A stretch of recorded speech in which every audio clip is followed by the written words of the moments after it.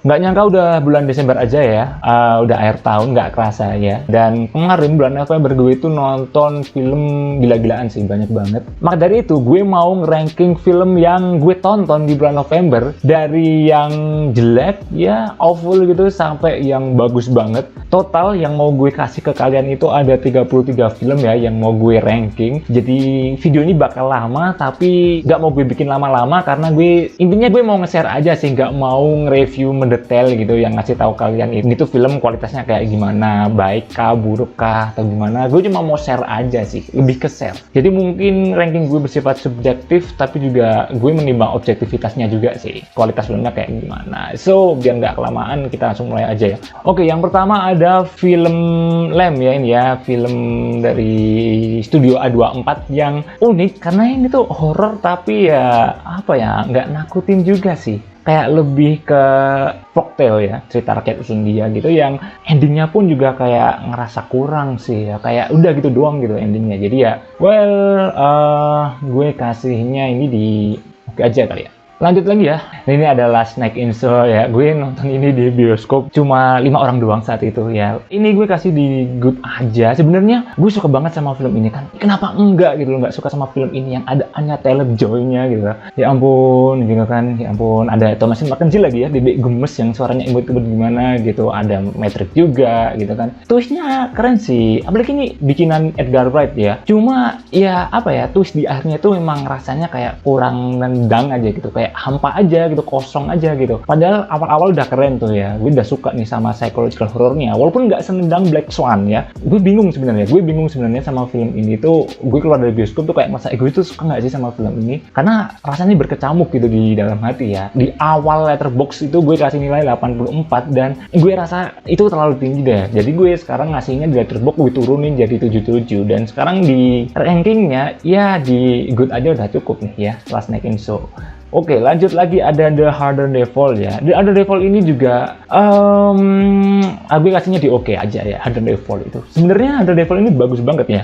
Visualnya itu eye-catching banget gitu kan. Sebagai sebuah film western itu berwarna sih menurut gue sih ya. Dan kritikus banyak yang suka gitu sama film ini ya. Gue herannya mungkin karena berani beda gitu ya. Sebuah film western yang modern gitu ya. Castingnya juga keren-keren gitu. Kalau gue lihat itu ya, ensemble castnya keren-keren sih. Ada Zazie Beetz, Idris Elba, Lakeith Stanfield, Regina King. Itu pasti banyak lah nanti menang di penghargaan di nominasi ensemble cast gitu. Mungkin di SAG atau gimana lah. Kalau gue baca-baca, gue denger gitu ya. Tapi ceritanya gue nggak suka sih. Kayak rasanya twistnya di akhir juga ya, bisa dibilang twist, bisa dibilang enggak. Tapi kayak rasanya maksa aja gitu. Dan kayak ya boring-boring gimana gitu. Padahal kalau visualnya indah sih. Makanya gue kasihnya di oke aja ini ya. Oke, lanjut ada Night Feet ya. Well, Night Feet ini gue kasihnya di meh aja lah ya. Sebenarnya nggak buruk-buruk amat sih. Night Feet ini film yang ringan ya sebenarnya ya, ngangkat soal vampir-vampir gitu ya. Ceritanya lucu sih, gemes-gemes gimana gitu ya, romesnya gitu ya. Iya, film ringan sih yang nggak usah dipikirin kalau nonton film kayak gini tuh, karena sebenarnya lucu juga nih film ya, Night Feet. Tapi ya kualitasnya, kalau dari segi kualitas ya sebenarnya film ini ya gue kasih meh aja gitu. Oke, lanjut ya. Apex ini udah nggak usah basa-basi, gue langsung taruh di awful ya. Gue nonton film ini langsung anjing, ini film apa sih? Sumpah gue bela-belain selain ini nonton, karena gue harus tahu nih akhirnya filmnya kayak gimana gitu kan. Walaupun gue tersiksa gitu nonton film ini, kayak sumpah malam-malam itu kan, ini film science fiction gitu kan, yang gue harap bakal keren gitu, ternyata cuma apaan gitu anjingnya ya. Tahun ini yang paling gue tonton terburuk ya ini nih, Apex. Sci-fi apaan gitu, nggak jelas, nggak guna juga gitu. Nggak jelas, sumpah ini film nggak jelas, nggak jelas nih pokoknya. Kalau kalian penasaran ya nggak usah nggak usah nonton, biar gue aja yang nonton. Awful banget ya di filmnya. Lanjut ya, ada Love Heart nih. Ini film gue nggak nyangka bakal suka sama film ini, tapi gue naruhnya di mana ya? Gue taruhnya di oke juga sih ini Love Heart ya. Mungkin apa ya? Sebenarnya klise sih, ceritanya itu klise ya, kayak generik banget sih, kayak kalian tahu lah ini ceritanya mau dibawa kemana gitu kan ya. Tapi kalian nggak suka sama film ini, karena film ini tuh hangat juga dan gemes gitu kan ya, kayak review gue kemarin bilangnya gemes gitu kan. Dan gue ngasih ke oke juga dari segi kualitas. Sebenarnya memang apa ya, ini guilty pleasure sih. Gue seneng sih nonton film ini, kayak hiburan banget ini. Dibandingin sama Night Thief, gue lebih suka Love Heart ya. Jelas juga dari rankingnya kan, gue kasihnya di oke. Lebih jelasnya nonton reviewnya aja ya. Yara, ya gue agak lupa ini dokumenter atau enggak ya. Tapi nggak dokumenter sih. Tapi ini nyeritain apa ya, berdasarkan kisah nyata gitu ya. Tentang pembunuhan seorang penculikan atau pembunuhan seorang gadis bernama Yara ya di Italia itu. Dan ada seorang polisi penyelidik gitu yang berusaha mencari tahu pelakunya dengan cara nyari DNA ke seluruh Italia untuk mencari satu pelakunya itu. Itu sebenarnya keren sih, berpotensi. Tapi kenapa gue taruh di bed nih ya? Gue taruh di bed kenapa? Karena ya eksekusinya ya gitu doang gitu, kayak akhirnya ketika udah ketahuan gitu nggak bertampak apa-apa, kayak udahlah. Boring juga sih narasinya yang dibikin itu, arahannya itu boring lah selama hampir 2 jam gitu. Sebenarnya berpotensi sih, tapi ya boring aja gitu ya. Ada beta test. Ini kalau para kritikus bilangnya Jim Cunning itu kayak bagus gitu. Dan twist-twistnya kayak bikin mikir juga nih film. Tapi gue mikirnya beta test ini nggak bisa se-good itu, atau mungkin oke. Kayak gue rasain itu film bukan my cup of tea gitu ya. Banyak yang suka dan mungkin jarang yang nonton juga ya ini ya, beta test itu sama Yara juga sih. Jadi gue taruhnya di bed aja, bodo amat lah gue taruhnya di bed, karena gue bukan selera gue aja lah nih film. Padahal twistnya ya awal-awal itu bikin penasaran sih, tapi di ending ya kayak bukan selera gue kayak gini tuh film kayak gini. Lalu selanjutnya ada Finn ya, Tom Hanks, one and only Tom Hanks ya. Gue ngerasa gila, dia udah tua banget ya. Dan di sini dia jadi seorang bapak-bapak yang dalam artian dia tuh one and only man yang hidup di dunia itu ya. Padahal ya ada lagi sih sebenarnya, tapi sepanjang film kita bakal lihat Tom Hanks aja nih main sama si anjingnya dan robotnya ini, yang sebenarnya hangat sih. Ini film mengharukan juga ya, heartwarming, tapi kadar ceritanya kalau menurut gue personal itu rasanya ya udah sering kita lihat juga sih. Dan ya mungkin Tom Hanks lah yang bikin film ini menjadi well gitu kan, tapi menurut gue udah gimana ya, ini good atau oke aja. Gue kasihnya di oke juga deh, di Vince ya. Udah cukup lah di oke. Oke. Nah ini nih Eternal nih ya, yang udah di-cut gitu kan. Gue nonton di bioskop itu, sensornya cuttingnya parah gitu kan. Emosionalnya jadi kurang dapet gitu kan. Vibe-nya jadi kurang dapet. Tapi jujur ya, kritikus mungkin benci film ini karena mungkin nggak begitu berhasil gitu ya. Karena gue jujur juga ngerasain film ini eksekusinya kurang maksimal ya. Chloe Zhao ini udah berusaha banget gitu. Tapi gue bodo amat gitu di setan dengan Rotten Tomatoes yang ngasih film ini ratingnya jelek gitu kan, kritikus gitu. Gue sama kayak audiens gitu, gue nonton film ini dan gue senang-senang aja sama film ini, nggak kecewa kok, nggak mengecewakan.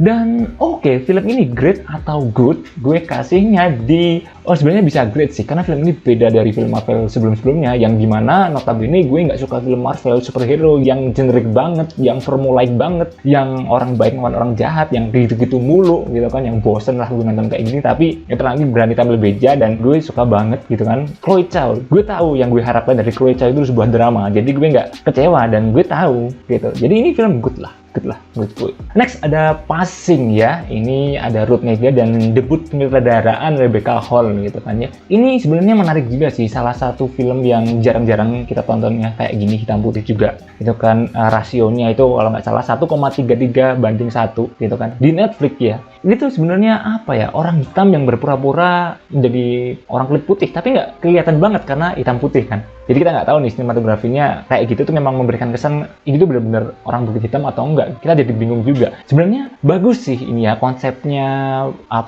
shootnya itu juga keren banget gitu kan, indah gitu lah. Tapi menurut gue after taste-nya itu kayak rasanya kurang aja gitu. Jadi gue kasihnya di oke aja ya. Oh masih banyak ya. Red Notice nih ya, Red Notice gue udah bilang film ini ya nggak usah dipeduliin, yang penting nonton hiburan aja. Kalau dipeduliin soal apa sih CGI-nya pun juga kelihatan ampas gitu, padahal project termahal Netflix gitu kan ya. Gue kasihnya ya wah di oke aja ini. Ini hiburan banget sih. Siapa sih yang nggak nonton Red Notice ini? Ada Gal Gadot gitu kan ya. Nggak mungkin nggak nonton Gal Gadot kan. The Rock gitu kan. Ryan Reynolds gitu kan. Ini udah pasti ini komedi banget nih. Ada Ed Sheeran juga nih, bangsat, ada Ed Sheeran juga di akhir. Kaget sih, itu lucu sih. Momen ngakak banget sih ini di Red Notice. Dan twistnya ya boleh lah. Gue cukup terkejut juga sih, karena gue udah dari awal udah melepaskan otakku ini untuk ini film ya udah buat hiburan gitu. kalau gue pikir secara dalam ya film ini ya bakal sejelek-jelek amat ya, kayak Rotten Tomatoes, kayak banyak yang bilang film ini generik banget gitu kan, mediocre, kayak nggak ada perkembangan dari sebuah sinema gitu kan, karena ya udah gini-gini doang. Mereka pun juga actingnya ya gitu-gitu doang gitu kan. Ryan Reynolds jadi Ryan Reynolds, The Rock ya jadi The Rock gitu kan, Gal Gadot ya jadi Gal Gadot. Nggak ada perkembangan sebenarnya dari segi kualitas ya. Tapi hiburan ya menghibur banget sih. Tapi ya gue taruhnya di oke aja, menimbang quality sama entertainment-nya, gue kasihnya di oke aja lah, udah cukup. Kalau orang pasti ngasihnya di good sampai great lah, iya kan? Iya dong. Oke, ayo lanjut, ada Clifford the Big Red Dog. Ini adalah film keluarga ya, seorang anjing yang merah magical itu tiba-tiba dia jadi gede gitu kan. Bad. Ya sebenarnya apa ya, nggak sebad itu sih, karena film ini sebenarnya sangat apa ya, penuh pesan moral juga untuk apa ya, anak-anak, untuk keluarga, family gitu kan ya. Soal menjadi unik itu tuh bukan hal yang jelek gitu, menjadi unik itu bisa mengubah dunia gitu kan. Dan tokoh utamanya di sini tuh memang bener-bener kayak dia tuh dikucilkan gitu kan, dibully ya. Tau lah sebenarnya, lu tau lah film-film kayak gini tuh pesan moralnya kayak gimana kan. Menjadi unik tuh hal yang hebat gitulah ya. Dan ya warming juga nih, film ini heartwarming juga ya.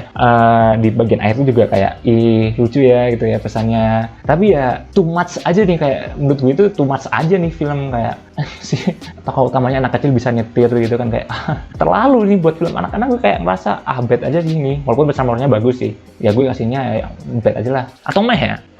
Meh lah, gue kasihnya di meh aja lah, nggak sampai bad lah, ini film bagus kok. Oke, ada Ciao Alberto ya, ini film pendek ya, cuma 7 menit doang kayaknya ya. Gue kasihnya di good atau oke ya, karena ya basically simple ya, dalam 7 menit tapi udah merangkum semuanya ini. Jadi gue kasihnya di good aja ya, mungkin goodnya paling pendek ya, mau ke oke gitu ya. Tapi ya gue kasihnya di good aja ya, nggak perlu yang banyak yang gue sampaikan di Ciao Alberto, kalian tahu sendiri lah, 7 menit tonton sendiri aja lah. All Too Well juga nih. Gue bukan fansnya Taylor Swift, tapi gue suka Sadie Sings gitu kan, dia main di Stranger Things juga, dan gue nggak tahu kalau ini tuh masalah apa Taylor Swift sama Jake Gyllenhaal gitu kan, dia curhat pakai film ini. Jadi ya deep sih, jadi kayak kalau gue lihat dia dari lagunya gitu kan, gue nggak begitu suka sebenarnya, jujur. Gue nggak tahu Taylor Swift, tapi ya well, pendek tapi ya boleh lah, gue taruhnya di great atau good ya. Aduh, good aja lah. Kayaknya aneh kalau grade, kayaknya terlalu ya menurut gue, karena gue bukan pecinta banget gitu ya. Iya, kalau pecinta bakal ngasih tinggi sih, bakal ngasih The Amazing ya, bakal ngasih The Amazing gitu kan.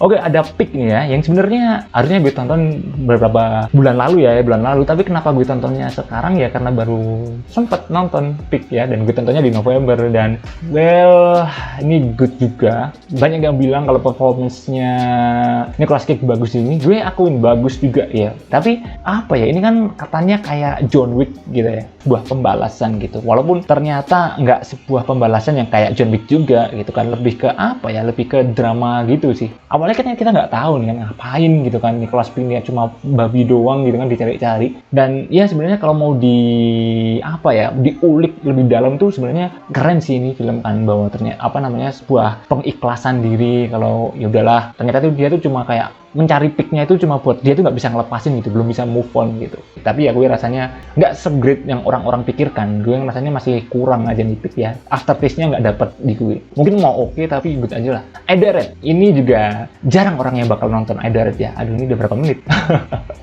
Moga aja kalian berdas nonton ya. Kalau suka subscribe lah. Red ini ya, ini gue kasihnya di oke juga. Red, dia tuh film apa ya, kriminal gitu ya, yang berpotensi sebenarnya ya, jadi sebuah film kriminal crime yang bagus gitu ya, geng mafia gitu ya. Karena di awal-awal tuh bingung sebenarnya, gue nonton tuh bingung, ini karakternya kayak gimana sih gitu kan, maksudnya apa sih, kita tuh susah buat peduli sama karakter itu, susah banget gitu kan. Tapi setelah ya kita ikutin aja filmnya kan, gue ikutin aja filmnya, dan ternyata ya well, yang film ini sebenarnya berpotensi bagus gitu kan. Kayak adalah sebuah scene-scene yang bikin kita penasaran kayak apa yang ada di tangannya itu kan. Si Red ini adalah ibu dari para mafia ini kan, dan kayak apa ya, kayak mungkin kayak Sopranos gitu ya. Kalau gue bulan lalu mungkin nontonnya itu The Mansion of New York ya, kayak gitulah, warisan kekuasaan mafia gitu ya, yang ya itu tadi berpotensi, tapi rasanya kayak kurang aja nih. oke aja lah ya, udah cukup lah ya. Knight Rider juga nih, ini gue kasihnya di oke juga nih. Knight Rider itu nyeritain soal apa ya? Konsepnya distopian gitu kan. Dunia itu udah kiamat, udah hancur-hancuran gitu, dan ada apa istilahnya sebuah sistem baru gitu kan. Dan di sini tuh tokoh utamanya itu cewek gitu kan, seorang ibu guardian gitu ya. Yang di sini tuh anak kecil tuh kayak nggak boleh ketahuan gitu. Kalau ketahuan tuh bakal ditangkap gitu dan nggak tahu diapain. Tapi ya setelah anak kecilnya ini ditangkap, ternyata dia dididik untuk menjadi seorang petugas yang nanti bakal apa ya, dalam artian mengatur juga dan dicuci otaknya juga gitu loh. Sebenarnya konsepnya bagus kan, itu buat biddingnya luas gitu, tapi kayak apa eksekusinya itu terlalu apa ya, menurut gue kurang aja sih sebenarnya. Apa ya, dia tuh ngangkat sebuah apa ya, kayak sebuah simbolik guardians gitu, seorang penjaga gitu, seorang apa ya, mesaya gitu kan, yang bakal ada yang datang menyelamatkan mereka, khususnya kelompok dari Kree gitulah, yang banyak sih sebenarnya, tapi ya rasanya kurang gitulah, oke aja lah.